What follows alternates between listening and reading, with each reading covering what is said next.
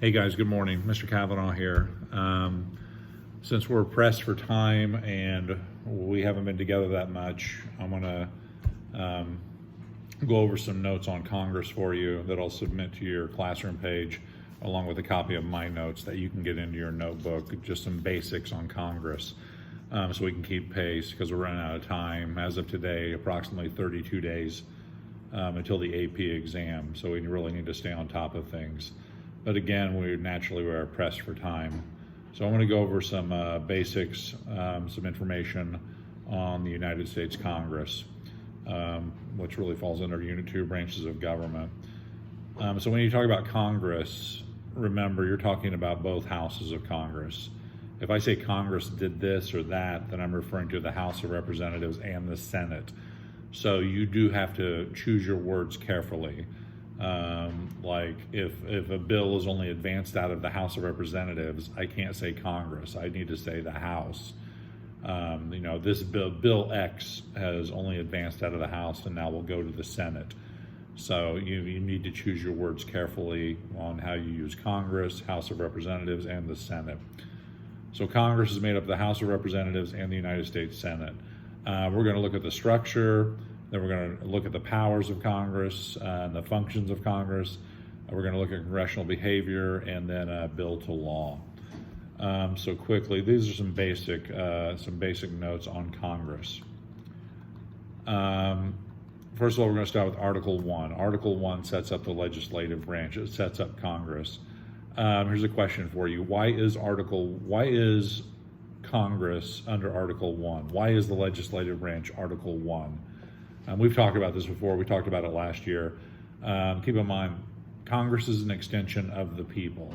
The legislative branch is an extension of the people, especially the House of Representatives. They are the grassroots level of the people, closest to the people. So that's why Congress is first. This will be, to quote Lincoln from the Gettysburg Address, a government of the people, by the people, for the people. So that's why the framers listed the legislative branch first. Congress is an extension of the people. Duty. The primary duty of Congress, to really get all political sciencey on you, is to translate public will into public policy. So really to legislate. Bill to hopefully law. Harken back to your schoolhouse rock days. I'm just a bill. If you recall the beginning of that video, which we'll probably view it later on because it's still very relevant. Even the message is, even though it's very basic, it's how it works. In the beginning of that video, Schoolhouse Rock, citizens wanted railroad crossings. So they got together and they contacted their congressman and said, hey, due to safety concerns, we would like railroad crossings, crossing arms and lights at these railroads. And the congressman said, right, there ought to be a law. So public will, what they wanted, into public policy. So this congressman typing up a bill that would hopefully be a law. We have a bicameral legislature, two houses, as I said. We have a House of Representatives and a Senate. This is all due to checks and balances. There's a famous story of George Washington and Thomas Jefferson. Jefferson had been in France during the framing of the Constitution. And when he came back, supposedly he had sat down for lunch with George Washington, and they were discussing government and the new Constitution. And they're having lunch, and supposedly the story goes, Jefferson was asking Washington, what's up with this Senate? What's the purpose of the Senate? And while he was doing that, he was pouring some of his coffee into the saucer of that his cup came on. And Washington asked Jefferson, why did you just pour coffee into your saucer? And Jefferson replied, to cool it, to cool the coffee. It's too hot. And Washington said, exactly, that's the purpose of the Senate, supposedly to cool the passions of the House. But then again, who cools the passions of the Senate? Which is very different today. So bicameral legislature, two houses, It's all for checks and balances at the end of the day. A term or a session of Congress, a term of Congress, an overall session of Congress is 2 years. 2-year sessions, 2-year terms for Congress. Each session begins at noon on the 3rd day of January. Each session begins at noon on the 3rd day of January. So 2-year terms for Congress. All right, let's focus a little more on the House of Representatives, the lower house. There are 435 members in the House of Representatives right now. Remember that, 435 members. The size of the House is set by themselves. There's a big debate right now that there should be more representation in the House due to the number of constituents that House members have to represent, which is growing every year. If you're in the House of Representatives, there are a few different titles that you can use. Like my congressman is Andre Carson. You can either address him as Congressman Carson or Representative Carson. Check that, check. He's my old congressman. I just moved to the north side of Indy, so my new representative is Victoria Sparks. So I would address her as Congresswoman Sparks or Representative Sparks. Representative is the more general term for members of the House of Representatives. So they have a few different titles they can go by. If you're in the Senate, it's just senator, no matter if you're male or female. So 435 members in the House. House seats are apportioned. They are apportioned. Remember that term. That is an important term, which means they are based off population. The more populous your state, we've talked about this before during the framing of the Constitution, the more populous your state, the more reps you will have in the House. So the most populous state is California. California has approximately 52 representatives in the House. So House seats are apportioned, meaning they are based off of population. Indiana has 9 reps in the House. Remember that. Indiana has 9 representatives in the House. Do you know who your representative is? Look it up. Know who your representative is and what district or which district you live in. So House seats are apportioned. Every 10 years, which we just had one, we take a census, which is required under the Constitution every 10 years to count our numbers. It is required by the Constitution to take a census every 10 years to count our numbers. After the census is taken, then the House seats will be reapportioned. There's another term you need to remember. Reapportioned. That means there may have been a shift in population. People move. I remember it was a while back during a census. Indiana had lost a large amount of its population. Indiana had a brain drain during the tech revolution, and you saw a lot of people with tech degrees and tech backgrounds leaving for Silicon Valley in California, and then the Silicon Valley outside of Boston, Massachusetts. So Indiana had lost a large population. That means we didn't need one of our representatives in the House. So we lost a seat. And that means somebody else gained a seat because the population shifted. We had a population drop in Indiana, but that means another state had a population growth. And 435 seats are capped right now unless Congress or the House wants to change it. So we reapportion the House seats after the census. I don't know how it's looking for Indiana yet, but I think it'll pretty much stay the same. We'll probably stay with 9 House seats. But that's reapportionment. So remember that. So apportionment, and then the census, and reapportionment. And I put some maps on here on the notes that I'll submit along with this, that you can check it over, and you can see the district change. Ooh, let me go back to that.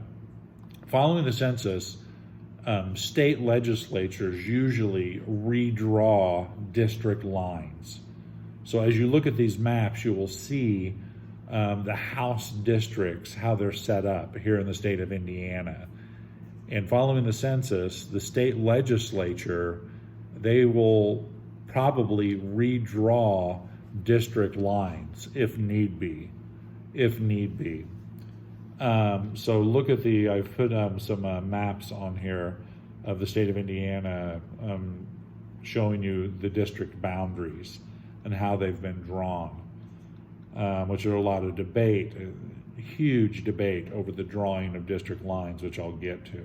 So check this out. But I want you to remember that district lines, state to state, for House seats are drawn by state legislatures. State legislatures, right down the street. Go down, get off at Dr. MLK, and it'll take you right down to the Indiana State House. Check out the maps I put on here as well on the district lines. The census, very important. The census is very important. Make sure that when you are able to participate in the census, to get an accurate count. A lot of people don't realize that money, the census determines which state is going to get federal money because of the population. So it's very important that states get an accurate count for economic reasons. It'll determine a lot of money that you get from the federal level. So the census not only determines House seats, but it also determines money that states will receive from the federal government. So the census is very important, and it's very important that a state gets an accurate count.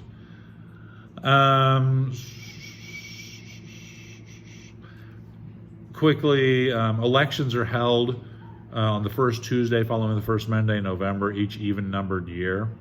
Every House seat is up for re-election. The term for a House member is 2 years. So every House member, all 435 of them, every 2 years, they're up for re-election. Their term, a House member's term, coincides with the overall term of Congress, 2 years. We'll look at the Senate when we get to it. It differs. Elections are held on the first Tuesday following the first Monday in November each even-numbered year. We just had one. We just had an election back in 2020. Off-year elections, when the president's not on the ballot. Gerrymandering. This is a very important term and a very important concept. You need to know gerrymandering. You will probably see this on the AP exam. When legislatures redraw district lines after the census, in many cases, they will gerrymander districts, which means districts will be redrawn to benefit one party over another. Huge debate over this right now. Huge. Actually, this last legislative session here in the state of Indiana, there was a proposal to create an independent council to oversee redrawing of district lines, a nonpartisan group of individuals to redraw district lines. But that plan was actually shot down by the legislators at the State House because of politics. They don't want, because the party in power right now, they don't want an independent organization redrawing district lines because that would be detrimental to the group in charge right now politically. I'll just say it's the Republicans right now in the Indiana State House, but it could easily be the Democrats, state to state. They don't want to lose the power that they have. So gerrymandering is when district lines are drawn to benefit a certain party. And I've put some maps on your notes to look at. A lot of these districts are drawn in the most haphazard manner. It looks like they were drawn by a 10-year-old with an Etch-a-Sketch who just downed a Red Bull, because the district lines are going everywhere. Legalities come into play also about the size of the districts and the population of the districts, but state legislatures try to draw these districts to benefit their party. It is called gerrymandering, which means they get to hold on to these districts these districts become, as you'll see in my notes, which you need to remember this, these districts become safe districts for that party. Gerrymandered districts are safe districts, meaning one party or the other will always win that district. Like the district we're in right now, the 7th Congressional District, a Democrat, the way it's drawn, a Democrat will always win this district. It is a safe district for the Democrats. The district north of us, the district actually I live in now, the 5th Congressional District, is a safe district for Republicans. Republicans will always win that district, no matter who the representative candidate is for the Republican Party. The only thing they have to worry about is being primaried. A primary election is election within that party to determine who the candidate will be in November. So let's look at this district again, 7th Congressional District. Andre Carson is the incumbent right now. He's a Democrat. He doesn't have to worry about a Republican because he'll win because there are more Democrats in this district. The only thing Andre Carson has to worry about is being primaried, being challenged in a primary election by other Democrats. So let's say Andre Carson in the next primary before the general election, let's say Andre Carson is being challenged by 3 other Democrats. Well, if Andre Carson wins that primary election, then he will be reelected in November in the general election because whoever he goes up against, be it a Republican Libertarian, he'll win because this district is a safe district. The only thing House members really have to worry about is being challenged in a primary. Remember that. That's what scares them the most because most districts nationwide have been gerrymandered and they are considered safe districts for one party or the other. That's the biggest worry. That's a good question. What's the biggest worry for a House member? Being challenged in a primary election. So look closely at that. Look at gerrymandering, safe districts, and primary elections. And check out the maps that I have of some of these districts that have been gerrymandered. They're insane. It really is. And I put some other charts in there on how gerrymandering works. Requirements to be in the house. Requirements to be in the house. Time out. R2 PE is meeting in the cafeteria. R3 PE with Miss Lynch is in room 103. Requirements to be in the house. You need to be 25 years of age. You need to be 7 years a U.S. citizen. So you can be born in a foreign country, obtain your citizenship, then 7 years later, you can run for the House of Representatives. And constitutionally, it says you need to live in the state, but you better be living in that district. You're gonna have a hard time being elected to that district District 7, if you live in District 5. Live in the district. So 25 years of age, 7 years as citizen, and then state/district. Those are the only requirements to be in the House of Representatives. You don't even have to have a high school diploma, a college degree. So keep that in mind. Those are the basic requirements to be in the House. See you guys. Have a great weekend. Have a great Easter. Thanks. Jonathan Avila to the main office, please. Daniel Rodriguez. Time out. Brian Mejia.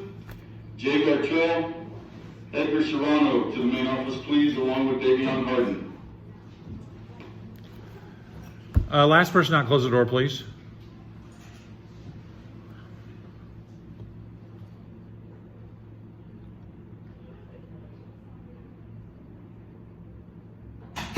Let's go over to the Senate now. Let's go look at the Senate. The Senate, known as the Upper House, a very unique elite fraternity, it used to be. The Upper House, the United States Senate. Ryan McCona to the main office. There are 100 senators. Alyssa Spike to the main office, please.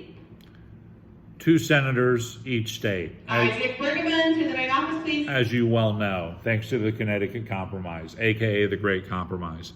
So 100 senators, 2 per state. Who are Indiana's 2 senators? Correct. Very good. Selection of senators. Senators were originally selected by state legislatures. That changed with the 17th Amendment, one of the progressive amendments. And now, because there was so much corruption going on, that state legislatures would only select political flunkies to go to D.C. and do their work, that the people got upset and forced change. They forced the 17th Amendment. Now, the 17th Amendment of the Constitution, senators are elected by direct election of the people, by popular vote of the people.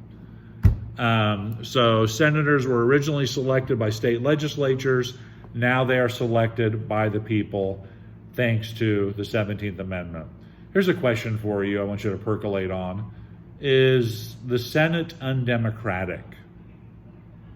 That's a debate taking place within political science circles and historical circles. Is the Senate undemocratic? The reason I ask that is because, think about it. You have the state of Wyoming.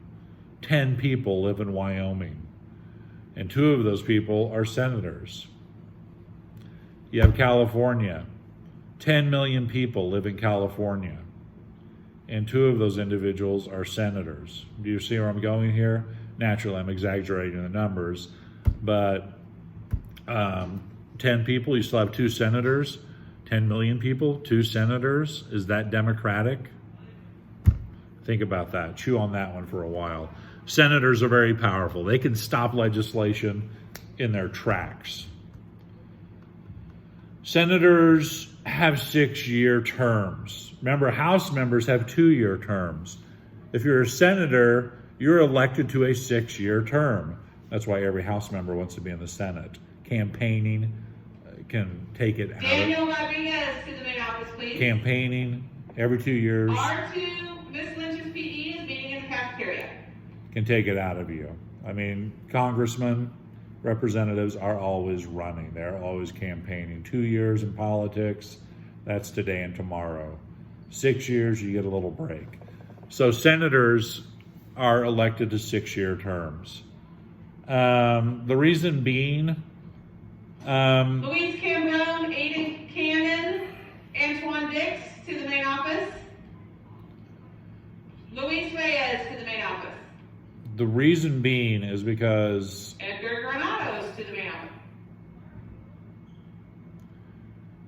the framers did not want them to get bogged down in the daily grind of politics. They kind of wanted them to be above the fray, to focus on big picture ideas.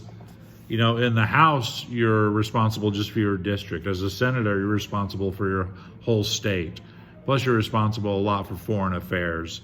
So the framers did not want the senators to get bogged down in this local grassroots nitty-gritty politics. So they wanted them to have time to focus on the big picture issues. So senators have 6-year terms. Requirements to be in the Senate. You need to be 30 years of age. You need to be 9 years a citizen. 9 years a citizen, and you must be a resident of that state. So requirements, which you need to remember, to be a senator. 30 years of age, U.S. citizen, 9 years, so you can be born in a foreign country, come here, obtain your citizenship. 9 years later, you can run for the Senate. And resident of the state. Those are the only requirements to be in the Senate. So those are some of the basics of Congress that I want you to go over and get in your notes, and I'll put the notes online as well. Oh, back to the question, who Indiana's 2 senators? You should have been saying Todd Young and Mike Braun. Those are Indiana's 2 senators. So some basics on Congress. We'll look at much more.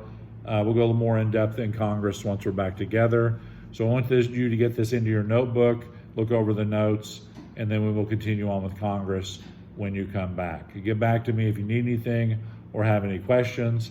Look at your study guide over the legislative branch. I gave you the study guide the other day. Read through that closely. Look at your study guides. All right, that's all I have. Have a great weekend and have a very peaceful Easter. Kavanaugh out.